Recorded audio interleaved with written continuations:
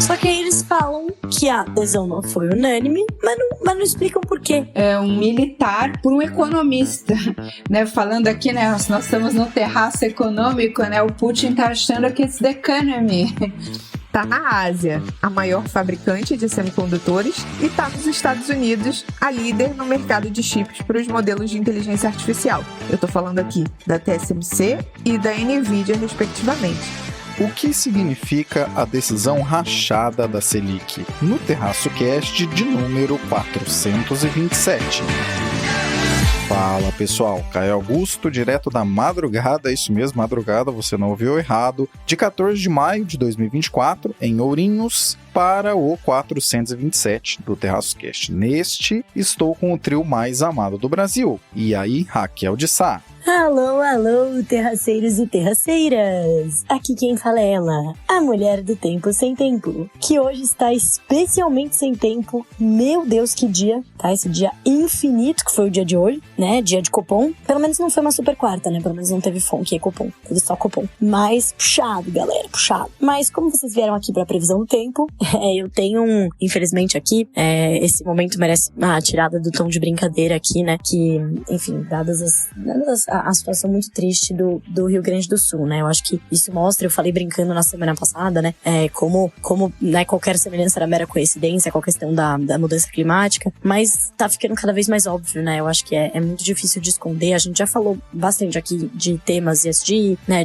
Dessa questão climática que ora ganha força, ora perde força no mundo, mas ela perde e ganha força entre o que os investidores gostam de falar, né?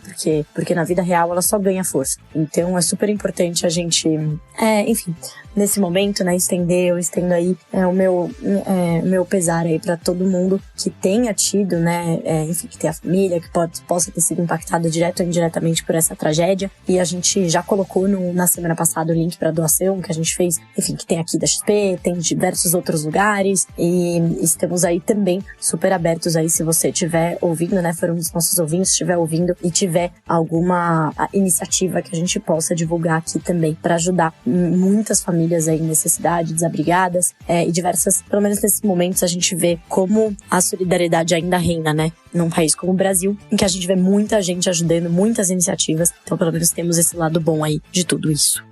Realmente, ainda bem que não foi super quarta e teve só Copom, porque teve emoção o suficiente. E sobre o Rio Grande do Sul, você que está ouvindo, fica até o final, porque teremos um especial adicional nesse episódio em relação a isso. Fala, Renata Cocho. Alô, alô, terraceiros! Oi, Caio, oi, Fernanda, oi, Raquel. Espero que esteja aí tudo bem com vocês, na medida do possível. Aqui a Renata, trazendo como sempre o Boletim Internacional. Essa semana aí de volta à Califórnia, eu tô aqui nessa primavera ensolarada na Califórnia, começo de maio, inclusive, queria parabenizar as mães. Eu tô gravando esse podcast na segunda-feira, super atrasada, mas eu gostaria de parabenizar as mães. Ontem também foi meu aniversário, então eu tenho essa desculpinha aí pra estar um pouco atrasada no Boletim Internacional, mas a vantagem é sempre essa, né? Quando eu gravo atrasada, eu dou mais trabalho pro Caio, mas eu trago notícias mais fresquinhas pra vocês. E o que a gente vai comentar essa semana aqui no podcast é uma notícia bem recente, saiu ontem, no domingo, que foi a mudança do comando no Ministério da Defesa, né? No comando da defesa da Rússia, né? Da defesa ali do Putin. E eu acho que é um assunto bastante interessante, porque apesar de ser distante, parece um pouco técnico, demonstra um pouco de como é que o Putin tá vendo a guerra agora, ele agora, né, que acabou de assumir o 5º mandato, faz 5 dias que ele conseguiu reassumir, e ele mudou a legislação em 2020, então ele ainda pode ser reeleito mais 2 vezes, e se isso acontecer, ele ainda pode ser aí o comandante, o líder da Rússia até 2036, quando ele tiver 83 anos. Parabéns às mães, parabéns à Renata e também ao timing, que fez muito sentido nessa semana. Tudo bem, Fernanda Pérez de Mello? E aí, Caio, meus amigos do Terracast, terraceiros queridos que escutam o nosso podcast favorito, como vocês estão? Eu estou super bem. Maravilha, escalação completa na mesa. Vamos então ao 427. Raquel, em uma das mais emocionantes reuniões do Copom, pelo menos no último ano, a decisão foi a coisa menos importante. O que vale a pena ficar de olho sobre o que aconteceu e também o que vem a seguir. Mas agora vamos ao assunto do dia, Caio Augusto, que é nada mais, nada menos do que o copão. Nosso copão cheio aí, né? Cheio de novidades, né? Pelo menos ele não veio aí surpreendendo um total de 0 pessoas dessa vez. Dessa vez ele surpreendeu, e ele surpreendeu, gente, meio negativamente, eu devo admitir. Foi uma decisão que veio, né? Foi uma redução de 0,25 pontos percentuais. Você que tá ouvindo esse podcast, o glorioso TerraçoCast nesse momento, com certeza já deve saber que teve uma redução da taxa Selic. Se você não sabe, tá tudo bem. A Selic foi para 10,5% ao ano. Mas o destaque, ele ficou mais pro dissenso, né? Ou seja, achei essa palavra bonita, né? A falta de consenso entre os votantes, entre os diretores aí que compõem o Copom. E pela mensagem, né, do comunicado que veio meio esquisita. Porque veio um dissenso, então basicamente aí tiveram 4 diretores do Copom que foram aqueles indicados pela atual administração, né? Eles votaram para a manutenção do ritmo de 0,5 e os outros 5, incluindo o presidente Campos Neto, votaram por uma redução do ritmo para 0,25.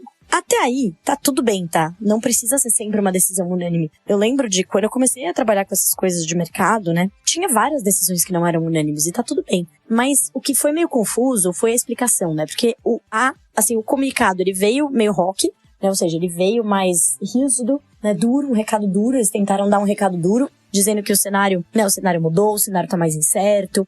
Muita coisa do que a gente já falou aqui, né? Eu falei, inclusive, no último episódio, né? Pra quem ouviu. Pra quem não ouviu, corre lá, gente. Que é o detalhe, né? O que o Campos Neto, ele trouxe, que foi uma mudança de cenário tanto no palco internacional quanto doméstico, né? Desde o último Copom. Que as coisas ficaram mais incertas. Então, nos Estados Unidos ficou claro que os juros vão seguir altos por mais tempo, né? A inflação bastante teimosa, os juros de longo prazo subindo, isso pressionando o nosso câmbio, que é o principal canal de transmissão que pressiona a inflação, além dos próprios juros de longo prazo, que eu sempre falo que os juros são sempre relativos a outros juros no mundo. Além disso, no cenário doméstico, a gente teve uma piora do cenário fiscal, que eles trouxeram no comunicado, inclusive mudaram o que eles estavam repetindo há muito tempo, o que eles falavam sobre fiscal. Né?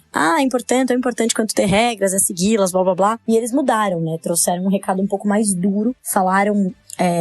Vou ler aqui para vocês, gente. O comitê acompanhou com atenção aos desenvolvimentos recentes da política fiscal e seus impactos sobre a política monetária, ou seja, gastança sobre os juros. O comitê reafirma que uma política fiscal crível e comprometida com a sustentabilidade da dívida contribui para a ancoragem das expectativas de inflação e para a redução dos prêmios de risco dos ativos financeiros, impactando a política monetária. Ou seja, eles estão falando assim, olha, essa piora do fiscal, né? Se você tem uma política fiscal, se você continua, né, fica mudando as regras toda hora, aí muda a regra, muda a meta pro ano que vem, né, vai fazendo um somebody love aí com, né, a política fiscal, gasta muito além do que arrecada, tá conseguindo arrecadar mais? Tá, mas não o suficiente para o aumento de gastos. Tudo isso tá pesando sobre os ativos, tá pesando sobre a nossa moeda, tá pesando sobre os nossos juros de longo prazo. E isso atrapalha aqui a gente que tá no Banco Central tentando controlar a taxa de curto prazo para segurar os preços. E vocês estão aí atrapalhando as expectativas de inflação no futuro, que estão desancorando, né? Quando a gente olha aí pro Focus, né? Aquela pesquisa do Banco Central que é um apanhado aí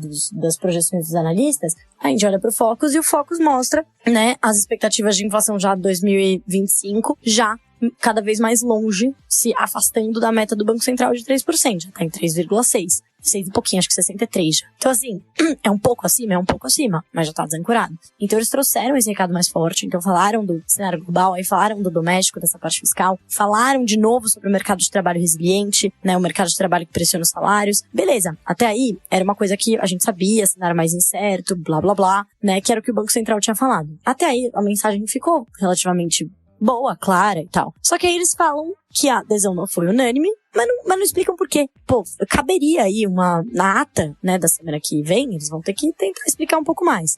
Talvez no momento que você ouça esse podcast já tenha saído a ata, mas você só vai ouvir a minha análise aqui depois de um tempo. Mas tudo bem, que dá pra segurar a ansiedade, não é mesmo? Você pode ouvir a minha análise depois de outras análises. Mas eles não falaram, né? Eles tinham espaço pra poder falar, porque de fato, né, tinha argumentos pros dois lados. Você tinha argumento para uma manutenção desse ritmo de 0,5. Por quê? Porque mesmo que tenha o cenário externo tenha se tornado mais incerto, isso foi mais ou menos no começo de abril, no meio de abril, nos últimos 15, 20 dias, do meio de abril para cá, as coisas também voltaram um pouco ao normal. A curva de juros americana voltou para onde ela estava lá em março. O último dado de mercado de trabalho dos Estados Unidos veio mais fraco do que o esperado. A gente teve uns dados de atividade econômica nos Estados Unidos que também vieram um pouco mais fracos, que acabaram, né, até trazendo um pouco mais de fôlego, né, um certo alívio para os mercados internacionais. E a gente viu até a expectativa do primeiro corte de juros, que tinha ido para dezembro, né, de um corte, até voltar para setembro. Então, assim, as coisas deram uma voltada. E tem sinais de que, assim, a inflação, os últimos dados de inflação no Brasil, do IPCA 15, por exemplo, também vieram positivos, né, assim, no sentido de surpreenderam positivamente, uma inflação mais comportada. Então, tinha um argumento, sim, para se manter o 0,5 de queda, né, mas eles não trouxeram isso. Eles deixaram um negócio meio no meio do caminho, do tipo, tiveram 4 pessoas aqui que votaram pelo mesmo ritmo, mas a maioria votou pela redução do ritmo, então a nossa mensagem é mais forte. Mas a gente tá ignorando o resto da galera. Então ficou um negócio meio estranho, porque você você tirou total a credibilidade dessas pessoas que votaram contra, porque ficou um negócio meio sem pé nem cabeça, assim, tipo, votou, mas a gente não ligou muito, que são os diretores que vão ficar na próxima administração, né? Porque são os últimos diretores que entraram. E aí, lembrando que no final desse ano, o Campos Neto saem também outros diretores. Você muda boa parte da diretoria, não sai todo mundo, mas sai uma boa parte. Então, assim, foi um recado esquisito, que deve a isso aí, a gente só vai saber quando eu ouvir esse podcast, quando você ouvir esse podcast, você vai saber se eu estou errado ou não, né? Quando eu falei, porque eu gravo esse podcast às 8h42 no dia 8, que é da reunião do cupom. Mas, assim, de que provavelmente a gente vai ver o mercado abrindo com o real estressado, né, com o dólar subindo, com a curva de juros abrindo, ou seja, o pessoal falando assim, esses juros vão ter que ir lá pra cima, porque a próxima diretoria vai ser, né, vai deixar tudo a Deus dará. Então ficou um negócio esquisito, porque sim, tinham argumentos técnicos para sustentar também a manutenção do ritmo, assim como a diminuição, porque está um cenário incerto. E trazendo talvez essa explicação, isso daria um pouco mais de credibilidade para aqueles que votaram pela manutenção e não simplesmente deixar ali claro que, ficou um sinalzinho de fumaça de que, isso aqui foi porque o ministro pediu. E se eles fizeram só porque o ministro pediu, o que eles vão fazer quando tiver outro presidente, né? Então ficou essa mensagem que acabou, né, trazendo mais incerteza para a política monetária. Não acho muito positivo não, tá? Mas é isso, gente. Para os próximos passos, né? No foco já tá apontando, a maioria das pessoas, dos analistas, já não tá mais esperando uma Selic que vai cair tanto. Deve ficar em 2 dígitos, né, por volta, assim, de 10%. No Focus tá, acho que 9,6%, tipo, quando é assim é porque tá subindo, né, tipo, tá subindo paulatinamente toda semana, vai subindo a mediana. E a gente deve conviver aí com juros em 2 dígitos, esperamos que eles não subam, né, pelo menos não são poucas, eu não vi ninguém ainda que tá inferindo uma elevação de juros. Mas é isso, é um cenário que ficou um pouquinho confusinho na nossa política monetária, né, gente? Brasil sendo Brasil. E é isso, comentário mais curto hoje, porque temos a participação do nosso querido âncora, falando do assunto tão importante aí do Rio Grande do Sul.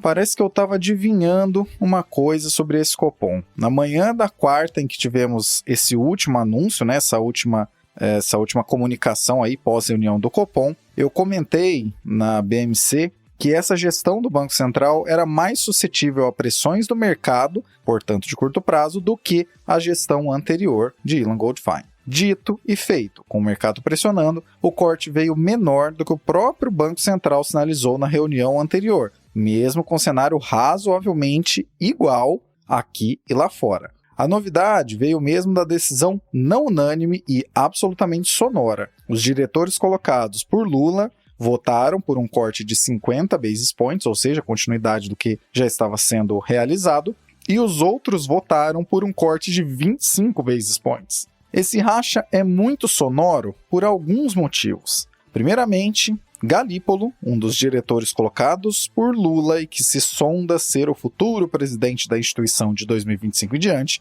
antes mesmo de entrar, já direcionava que seria uma voz do presidente Lula dentro do Banco Central, não exatamente com essas palavras, mas com esse resumo de ideia. Em segundo lugar, porque não houve até agora explicação para essa decisão não unânime. Isso até então foi apenas citado no comunicado, como a Raquel bem contou. Em terceiro lugar, porque o cenário é basicamente o mesmo, tanto lá fora, com os juros ficando mais altos por mais tempo, quanto por aqui com o fiscal zoado. Se você ouve esse podcast pelo menos há alguns meses, também já estava a par disso, tanto lá fora quanto aqui. Em quarto lugar, porque os juros reais seguem trazendo efeitos fortes sobre a economia real, e isso se traduz em uma inflação que segue rumando para a meta quando olhamos o acumulado em 12 meses, mesmo que o Boletim Focus mostre aumentos na inflação a cada semana, se bem que, provavelmente, é ali que olham quando vão votar alguns diretores e talvez o presidente. Jamais podemos descartar essa possibilidade. E por último, mas não menos importante, Banco Central é uma instituição que está autônoma aqui no Brasil, em termos legais, há pouco tempo. E dentro dessa autonomia existe a ideia de que as decisões ali tomadas são técnicas e, ao mesmo tempo, não sujeitas a influências diretas do governante da ocasião, qualquer que seja esse governante ou a pessoa que liderar o país pelo poder executivo, e nem do mercado financeiro, mesmo considerando a forte concentração do nosso mercado e o número pequeno de players relevantes, tanto em termos de pessoas físicas quanto pessoas jurídicas aqui no Brasil. O que uma instituição em plena maturação legal, em termos de autonomia, vale reforçar, faz quando ignora o próprio desenho de decisões, já que os cenários são iguais e a decisão subitamente foi diferente e rachada, é abrir a porta justamente para a politização que teoricamente deveriam fugir. Transparência em discurso é absolutamente essencial para quem quer ter credibilidade. Se o receio era de termos uma próxima gestão do Banco Central tão leniente e subserviente ao executivo quanto a que assistimos em Dilma I, quando os juros chegaram a 7,25, com a inflação subindo, de maneira marretada, e depois precisamos observar a Selic em 14,25 por mais de um ano, o medo disso acontecer, na verdade, está quase virando uma realidade a partir de 2025. Isso vai só tomando contornos de certeza a cada dia que se passa. Parabéns a todos os envolvidos, com uma dose extraordinária de ironia nessa frase, incluindo, é claro, aquele que se deixou fotografar em churrasco da cúpula do poder de certo governo. Independente de quão graúdo você que nos ouve agora pense ser o deslize cometido nessa última reunião, certamente a gestão de Roberto Campos Neto será finalizada ao final desse ano como uma das que mais abriu a porta para pressões que, se pura e estritamente técnicas fossem as decisões ali tomadas, jamais veríamos uma instituição legalmente autônoma tomar. Inclusive, desculpem o comentário mais longo do que o normal, mas vou dar uma dica para vocês. Se vocês quiserem saber o que seria uma atitude mais acertada diante de pressões do executivo, diante de pressões do mercado e tudo mais, procurem, depois de ouvir esse episódio, o episódio do Ilan Goldfein no podcast Casa das Garças. Nesse episódio que eu estou citando agora, em uma parte ele descreve momentos de tensão, como quando o mercado especulava se a meta de inflação subiria ou se a Selic seria aumentada de um patamar que já era elevado, de 14,25%, para conter a desvalorização do câmbio. As duas situações foram resolvidas de maneira técnica e com comunicação adequada, com coletiva ampla de imprensa e deixando tudo bem claro, para quem entende, é claro, mas de uma maneira inequívoca e sem muito espaço para conversa fiada. Como uma gestão séria faz. Agora ficaremos no aguardo dos mistérios das próximas decisões de Copom, sabe-se lá Deus por quanto tempo. Novamente, parabéns aos envolvidos. Possivelmente o ciclo de seriedade do Banco Central, que se iniciou com a gestão de Ilan e tanto balançou durante a gestão de Roberto Campos Neto, foi mesmo para a lata de lixo. Pode entrar novo pombinho.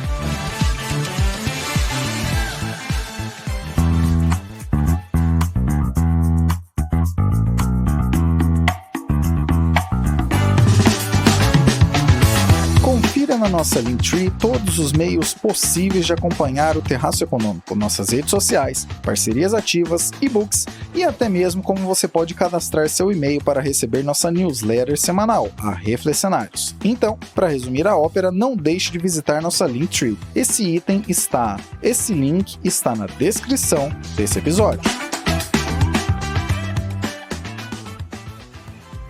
Renata com o Boletim Internacional. Putin coloca economista para tocar o Ministério da Defesa no meio do conflito com a Ucrânia. Mas vamos voltar aqui e falar do que mudou na defesa da Rússia nesse começo de quinto mandato. Então o que aconteceu foi que o Putin ele substituiu o antigo aliado dele, né, o Sergei Shoigu, um militar, por um economista, né, falando aqui, né, nós estamos no terraço econômico, né, o Putin tá achando que it's the economy, e colocou o Andrei Beluzov no lugar do Shoigu. Você imagino, né, que esses nomes não devem significar muita coisa para vocês, também não significavam para mim, até eu ler a notícia, né, e me inteirar exatamente dos assuntos. Então, só para vocês terem, né, uma ideia dos perfis, o Shoigu, que era o antigo ministro da Defesa, ele era um militar e ele é um daqueles militares bem aparecidos, né, assim, high profile. Ele tinha sido, né, ter fotos e passeios dele andando a cavalo na Sibéria com o Putin, né, aquele perfil bem general macho man. E o Belousov, né, além de ele ser um economista de carreira, ele tem um perfil assim mais sério, mais sisudo, né, ele já foi ministro da economia da Rússia em outros momentos aí, sempre um aliado, os dois aliados antigos do Putin, tá? Mas o Belousov, economista, tem essa cara mais séria, mais sisuda, enquanto que o Shoigu, como eu falei, né, tem essa postura mais, vamos montar cavalo sem camisa junto com o Putin. Isso mostra, né, uma mudança também de foco, né, da economia russa, né? O que o Putin quer mostrar com isso? Além de querer dar mais seriedade, né, para as políticas de defesa da Rússia, o Shoigu, além, né, dessas imagens aí montando a cavalo, ele também esteve envolvido aí com denúncias de corrupção. Aí sempre que a gente sabe, né, sempre que a gente tem uma ditadura, um momento de guerra, muitos esforços sendo canalizados para um lugar, isso acaba favorecendo, digamos assim, né, são oportunidades para a corrupção, e é claro que a Rússia, né, não seria diferente. Então, o Shoigu, ele estava envolvido com várias denúncias de corrupção, enquanto que o Belousov tem esse perfil aí de ser uma pessoa mais certinha. E esse é o foco que o Putin quer dar, né? Ele quer, assim, concentrar, ele quer fazer com que o esforço de guerra seja a grande locomotiva da economia russa, e vice-versa, né? A economia, a guerra precisa da economia, né? Precisa da economia crescendo e produzindo mais maquinário e mais armamentos e munições e tudo mais, precisa de dinheiro, e, por outro lado, a guerra precisa de dinheiro e a economia precisa da guerra para levantar dinheiro. Tá nesse estado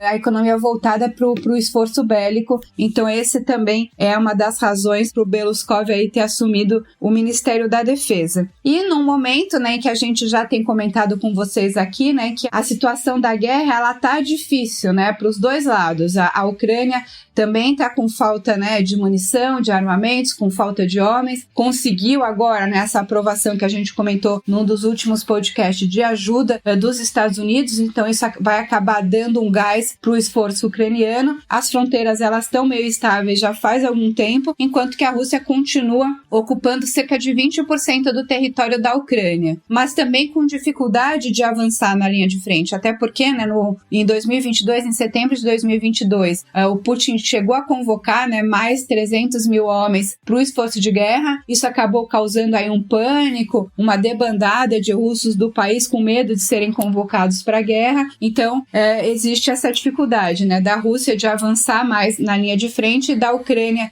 de se defender. Então, fica nesse jogo de tabuleiro, e vamos ver aí o que essa mudança na liderança do esforço de guerra do Putin vai trazer de diferença aí para a guerra, enquanto, né, nos Estados Unidos a gente continua indefinido de quem é que vai ser o líder no próximo ano. Isso também, claro, a gente já comentou bastante com vocês, vai fazer bastante diferença aí na guerra para a Ucrânia. A grande realidade é que líderes autocráticos sempre farão todos os esforços possíveis para serem percebidos como principal centro de atenção, independente da situação em que o país deles esteja vivendo. Se você acha que presidentes brasileiros dão um jeito de colocar nome na placa de qualquer situação, por mais bizarra que ela possa ser, imagina quem faz isso, quem quer destaque literalmente enquanto invade outro país e toca uma guerra. Colocar alguém menos exibido em um cargo tão importante não tem nem a ver com o interesse em ganhar eleições, né? O Putin não esquenta a cabeça com isso, ele ganha todas com facilidade, sem surpresas, no jeito que funcionam as coisas ali na Rússia. Mas isso serve para deixar bem claro quem é que dá as cartas por ali. Enquanto isso, as sanções de Araque continuam acontecendo. O russo médio não come mais McDonald's, não toma mais Starbucks e nem usa Visa. mas come Mexikavushka, usa Vizovsky, o Starbucks, eu não sei como é que ficou o nome lá, e, é claro, vende o bom e velho petróleo para todo mundo, que compra ao mesmo tempo que diz sancionar e ser contra o conflito. É tudo tão diferente, né? Mas tão igual. E um último e irresistível adendo. Renata comentou que o novo escolhido para liderar a defesa na Rússia é um economista. Se for como as últimas 2 experiências de economistas na presidência do Brasil, ambas acabaram em impeachment, fica difícil imaginar que tenha sido uma boa ideia.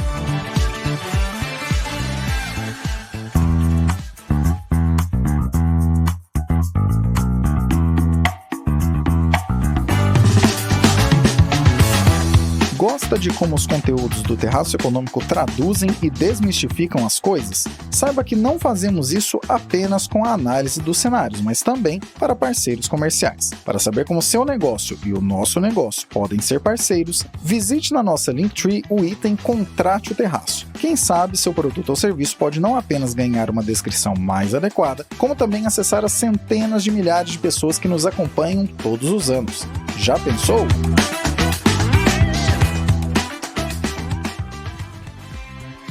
Fernanda, em que estágio está a guerra global dos chips? Olha, fabricar chip sempre foi uma disputa enorme entre as gigantes do mercado. Mas, desde a pandemia, a gente chama de guerra dos chips, porque o que a gente vê é uma corrida entre governos. Esses circuitos integrados ou só chips semicondutores são minúsculos, mas são super precisos. O problema é que eles são complicados e caros de se produzir. Então a oferta fica muito concentrada em poucas empresas pelo mundo todo. E a pandemia só piorou essa dependência, ou melhor, evidenciou essa dependência. Agora até virou uma arma geopolítica e arma para reeleição ou eleição nos Estados Unidos, depois que os Estados Unidos começaram a restringir as exportações para a China. Mas bem, vamos recapitular se você não acompanhou toda essa novela dos chips. Por que uma guerra pelos chips? Os chips são um coração da tecnologia que está surgindo. Cada avanço da inteligência artificial, cada atualização dos veículos elétricos ou dos sistemas de orientação para mísseis dependem de chips. A maior parte da tecnologia de chips líder mundial tem origem nos Estados Unidos. E a China é o maior mercado de componentes eletrônicos e tem o desejo de que isso cresça, mas não vamos entrar ainda nesse ponto. O que eu quero dizer para vocês é, tudo isso tornou essa indústria um ponto focal para o governo americano e o governo americano tenta limitar a ascensão do seu rival asiático e abordar o que considera serem preocupações de segurança nacional. Bom, uma outra forma de lidar com a liberdade, né, com a livre concorrência. Mas bem, do outro lado, a gente tem Pequim, que investiu em esforços para construir a sua própria indústria de chips e diminuir a dependência de importações dos Estados Unidos. Ou seja, está na Ásia a maior fabricante de semicondutores e está nos Estados Unidos a líder no mercado de chips para os modelos de inteligência artificial. Eu estou falando aqui da TSMC e da NVIDIA, respectivamente. Ou seja, bastaria uma coordenação entre ambos para que o mercado se desenvolvesse. Mas, se cada um olhar para o seu próprio umbigo e entrar numa disputa geopolítica, fica um pouco mais complicado e aí cada um vai travar o seu lado, né? O que eles têm de importante? O que os chips têm de importante? Se eu fosse explicar numa analogia simples, os chips são os neurônios desse segundo cérebro que é a inteligência artificial. E quanto mais neurônios, mais potente, mais inteligente fica a inteligência artificial. Quem controla esse abastecimento? As barreiras à entrada nesse mercado são enormes. Para vocês terem uma ideia, novas fábricas custam mais de 20 bilhões de dólares e levam anos para serem construídas e precisam funcionar a todo vapor 24 horas por dia para gerar lucro. Isso fez com que o mercado ficasse muito pequeno. A gente só tem 3 nomes significativos nesse mercado. A TSMC, que tem o T de Taiwan, a Samsung, da Coreia do Sul, e a Intel, que é dos Estados Unidos. A TSMC e a Samsung atuam como as fundições. Elas fornecem fabricação terceirizada para empresas do mundo inteiro. A Intel costumava se concentrar na fabricação de chips para uso próprio, mas agora ela também está tentando competir com a TSMC e a Samsung para fornecer para outras empresas. E aí, desde a NVIDIA até a Microsoft, a Amazon, dependem do acesso a essa melhor produção. E isso quer dizer travar uma parte ali, conseguir reservar no fornecedor a demanda que eles têm. Por isso, o risco de uma invasão chinesa em Taiwan, que o Pentágono estima que Pequim estaria pronta para fazer em 2027, é uma preocupação, porque a ilha de Taiwan é a líder da indústria. A TSMC fornece 90% dos chips que são consumidos no mundo. Agora, qual é a informação mais recente? Porque tudo isso aqui a gente já fala no TerraçoCast há 2 anos ou mais, né? A informação mais recente é que os Estados Unidos e a União Europeia canalizaram quase 81 bilhões de dólares para o lançamento da próxima geração de semicondutores. O que está em jogo agora é tudo, desde a revitalização da produção tecnológica dos Estados Unidos até a afirmação de uma vantagem na inteligência artificial e no equilíbrio da paz ali perto da ilha de Taiwan, no Estreito de Taiwan. O Biden abriu essa torneira, Biden, presidente dos Estados Unidos, abriu essa torneira de financiamento com a lei dos chips que ele assinou em 2022, prometendo um total de 39 bilhões em subsídios para os fabricantes de chips, complementados por empréstimos e garantias de 75 bilhões adicionais, mais créditos fiscais de até 25%. E é o cerne da sua aposta para reavivar a produção doméstica de chips semicondutores e proporcionar uma nova onda de empregos em fábricas para ajudar a convencer os eleitores esse ano de que ele merece a reeleição em novembro. Essa corrida para construir essas fábricas também traz os riscos adicionais da busca do Biden por esse segundo mandato, colocando a promessa de um renascimento da indústria americana como o centro da sua campanha de reeleição contra o Trump, que também tinha esse viés anti-China, né? E até agora o Trump não explicou seus planos para os semicondutores especificamente, incluindo os fundos da lei dos chips, que não começarão a fluir até perto do dia da eleição. Então, enquanto o Trump estava no cargo, ele foi responsável por conquistar o compromisso da TSMC de construir sua primeira fábrica nos Estados Unidos, e isso foi em 2020. E colocou sanções ali relacionadas à tecnologia contra a China, inclusive a Huawei. O Trump também ameaça colocar tarifas sobre a importação de produtos chineses, e isso corre o risco de desencadear uma resposta mais enérgica de Pequim. Então, pessoal, realmente não importa daqui para frente quem vai ser o presidente dos Estados Unidos. A guerra tecnológica entre Estados Unidos e China só tende a piorar independente do nome que vai ser escolhido, seja Trump, seja Biden. O caminho é um só. Como pode variar um pouco, mas o caminho é esse. A gente não deve ver essa guerra melhorando, só, na verdade, se intensificando. Quem nos ouve aqui semanalmente sabe das contribuições e atualizações que trazemos há alguns anos sobre a guerra dos chips. Para ser mais específico, a primeira vez que falamos sobre isso de maneira mais direta foi no episódio 280, de nome Halloween, Saci e Susto com Chips, de 29 de outubro de 2021. A grande novidade que temos nos tempos recentes tem a ver com a magnitude dos investimentos novos colocados na mesa. O que tais investimentos significam? Que todo mundo que tiver recurso para fazer isso colocará esforços para que esses itens ultra específicos sejam produzidos em seu país. Mas sabe o que isso não significa? Produtividade. Na realidade, é o extremo oposto da produtividade. Tais investimentos enormes encontrarão mão de obra não necessariamente tão especializada quanto aquela que se acostumou a fabricar do mundo todo durante várias décadas. E para piorar, barreiras comerciais estão sendo levantadas justamente para tentar explicar essa necessidade. TikTok sendo barrado nos Estados Unidos, em breve por segurança nacional. BYD recebendo taxação enorme na Europa para proteger o mercado de automóveis que possui. Já parou para pensar que essas coincidências... Será que isso tudo faz sentido mesmo? Pois é. Sabe aquilo que já falamos tão diretamente, que foi até título de episódio aqui, sobre o mundo estar virando um enorme Brasil? Exatamente isso que estamos observando com essa guerra dos chips. Dinheiro não vai faltar. Mas quando for compreendido amplamente que isso não significa produtividade necessariamente, bilhões e talvez até mesmo trilhões de dólares já terão sido jogados pelo ralo mundo afora. E sobre o episódio que acabei de comentar, é o de número 374, de nome Mundo Virando um Grande Brasil. Vale a pena voltar lá e ouvir.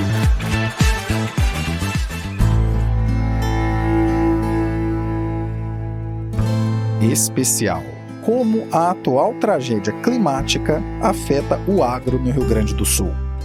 Recentemente, saiu um relatório da consultoria Cogo Inteligência em Agronegócios sobre a situação de alguns itens produzidos pelo agro no Rio Grande do Sul e o que aconteceu com tais itens. Com a tragédia ainda em andamento, os números podem sim ser atualizados. Em todo caso, esse relatório foi enviado por Caio Botelho, ao qual agradecemos imensamente, em 7 de maio, no grupo de leitores e ouvintes do Terraço no WhatsApp. Vamos aos dados. Soja. Rio Grande do Sul é o segundo maior produtor do país. E quando o evento climático começou, 70% da safra já havia sido colhida. Sobre os 30% restantes, na data do relatório ainda não havia precisão do tamanho da perda, mas esses 30% de produção do Rio Grande do Sul são equivalentes a 5% de toda a produção nacional de soja. Arroz. Rio Grande do Sul é o principal produtor do país. 78% da safra havia sido colhida até o momento da questão climática começar. Essa informação que eu vou falar agora não estava no relatório, mas uma nota liberada por associações de produtores de arroz do Rio Grande do Sul dias depois direcionou que não haverá risco de desabastecimento de arroz no mercado nacional, porque o colhido até então é suficiente e também porque serão realizadas importações para complementar a oferta. Em todo caso, até que saibamos o tamanho da perda e como é que ela será complementada por importações, os preços seguirão com pressão altista nos supermercados do país todo. Milho. Até 2 de maio, 83% havia sido colhido. Do restante que ainda estava para ser colhido, isso representa cerca de 6% de toda a produção do país de milho. Mas até a data do relatório ainda não era possível mensurar com mais exatidão o tamanho da perda que ocorrerá. Cadeia produtiva de carnes. Dificuldades no acesso, na logística tanto de animais quanto de insumos como ração e na programação do abate afetarão bastante essa oferta, de aves a gado de corte passando pelos suínos. Mas não foi mensurado nesse relatório o quanto. Antes mesmo dessa tragédia, já sabíamos, inclusive a gente já tinha comentado aqui no Terraço Cast, que o efeito sobre o agro, o efeito do agro em relação ao PIB, esse ano de 2024, não seria positivo como foi no ano passado, na verdade seria negativo. E certamente a contribuição ainda mais negativa advinda dessa enorme tragédia. Para além de todos os efeitos econômicos, pessoas estão perdendo suas casas, suas vidas. Tudo que levaram anos e décadas para construir. E para piorar, enquanto eu faço essa ancoragem e provavelmente enquanto você ouve esse episódio, ainda não há previsão racional para entender quando tudo pode ser realocado. Milhares de quilômetros quadrados esvaziados, mais de uma centena de milhares de residências debaixo d'água e milhões de pessoas com dificuldades imensas. Doar em um momento como esse é ajudar pessoas que certamente estão precisando muito. Não perca tempo com desinformações e disputa de holofotes políticos de quem quer que seja. Ajude, apenas ajude. Recomendamos que vocês procurem o site paraquemdoar.com.br para procurar iniciativas que possam se adequar mais ao que você pretende ajudar. Se são idosos, se são as pessoas de um modo geral, de qualquer faixa etária, se são animais de grande porte, animais domésticos, enfim, você pode encontrar lá diversas possibilidades. Em termos mais específicos, ajudem quem a Cris Investe, que já esteve aqui no Terraço Cast como convidada, mora no Rio Grande do Sul e está no Twitter e no Instagram atualizando com informações em loco. Ajudem quem a Cris Investe e o Curioso Mercado, que é uma página de excelentes conteúdos cuja equipe mora em Canoas, que é uma das cidades mais atingidas por essa tragédia climática. Procurem ajudar quem a Cris Investe e o Curioso Mercado indicarem. Não sei quem você acha que tem mais culpa, quem você acredita que deveria ter maior responsabilidade, mas, de verdade, ajude. É hora de ajudar. Em um país onde, infelizmente, a prevenção de acidentes ou mesmo a mínima mitigação de riscos é algo relegado ao esquecimento e a não alocação orçamentária, não porque não tenha dinheiro, mas porque não aparece projeto nenhum sequer para utilizar o dinheiro já empenhado, não queira imaginar que todos vamos, com muitas aspas, aprender a evitar tudo isso antes que, minimamente, seja encaminhada a situação de quem está em apuros agora. Ajude. Ajude com o que estiver ao seu alcance agora. A situação é muito triste e demanda muito mais de qualquer ajuda do que de qualquer pitaco nesse exato momento. Ajude. Após esse adendo especial, vamos nos despedindo do trio mais amado do Brasil. Aquelas que sempre trazem análises simples, mas não simplistas. E o fizeram novamente neste 427 do Terraço Cast. Obrigado, Raquel. É isso, pessoal. Mais uma vez, aguardando ver se eu estava certa. Eu estava parcialmente certa aí, né? Eu não lembro muito bem se eu falei que ia ter dissenso ou consenso, confesso. Na votação aqui na minha equipe, né? Eu votei para um consenso. Eu achei que eles não iam ceder, mas eles cederam. Então, eu perdi, né? Os diretores cederam ali a pressão política, né? Vamos ver o que eles trazem na ata. Vamos ver se eu tô certa, né? Sobre a reação dos investidores e do mercado nos próximos dias. É isso, gente. Futuro a Deus pertence. Obrigado, Renata. Bom, era isso que eu tinha para comentar com vocês. Eu também queria deixar aqui a minha solidariedade com todo o povo do Rio Grande do Sul. É muito angustiante, assim, né, ver de longe o que está acontecendo, né? Toda vez que tem uma calamidade dessa, né, uma tragédia desse tipo, a gente se sente, assim, muito impotente, né, muito de mãos atadas, principalmente quem está de longe, né, como foi, né, na tragédia que aconteceu em Brumadinho, em Minas Gerais, e agora, né, nessa proporção absurda também no Rio Grande do Sul. Então eu queria deixar aí a minha solidariedade, pedir para todo mundo que puder ajudar, que puder doar, né? Quem tá longe pode doar, quem tá perto pode pôr a mão na massa, e vamos todo mundo aí tentar fazer sua parte, colaborar para que os nossos amigos e irmãos, familiares gaúchos saiam dessa o mais rápido possível, tá bom? Era isso que eu queria comentar com vocês essa semana, um boletim internacional aí mais rapidinho também para não atrasar muito a vida do Caio, e na semana que vem eu volto com mais análise e mais informação para vocês aqui no Boletim Internacional, tá bom? Um beijo e até lá. E obrigado, Fernanda. Muito obrigada. Eu amo estar com vocês aqui no nosso podcast favorito. Vocês sabem que podem me encontrar nas redes sociais como @sigafefa. E é isso, até semana que vem. Valeu, galera. Você que sempre nos acompanha, que tal trazer mais gente para ouvir e também acompanhar o Terraço Cast? Não deixe de enviar esse episódio para alguém que também queira ficar por dentro dessas discussões relevantes a nível doméstico e internacional. Abraços pelas ondas sonoras, continuamos a prosa no próximo episódio.